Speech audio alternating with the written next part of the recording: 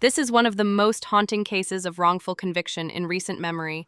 Today, we're diving into the shocking and complicated case of Jane Dortick, a California woman who spent nearly 2 decades behind bars for the murder of her husband, a crime she says she didn't commit.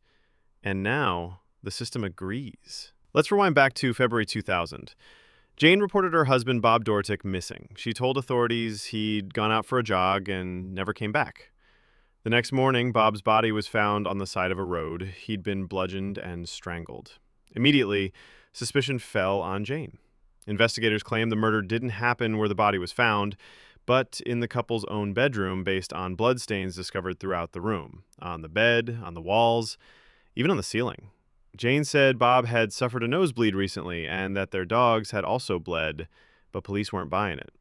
Just 3 days later, she was arrested for murder. Fast forward to the trial in 2001. Prosecutors told the jury that the blood found in the bedroom had all been tested and that it was all Bob's. That statement sealed Jane's fate. She was convicted and sentenced to 25 years to life in prison.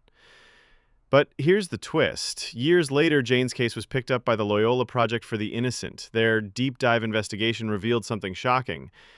Not all of the blood had been tested. In fact, some of it wasn't blood at all.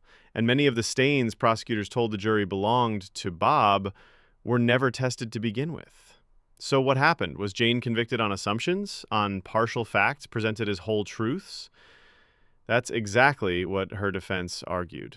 And finally, in 2020, 20 years later, her conviction was overturned, with prosecutors admitting there wasn't enough evidence to retry the case. Jane was free, but not because justice was swift. It was because it was finally forced to face the truth. At a press conference, Jane said, "It's overwhelming to realize I can now determine my own future." Her story is a chilling reminder of how fragile justice can be when the facts are bent and the truth is buried.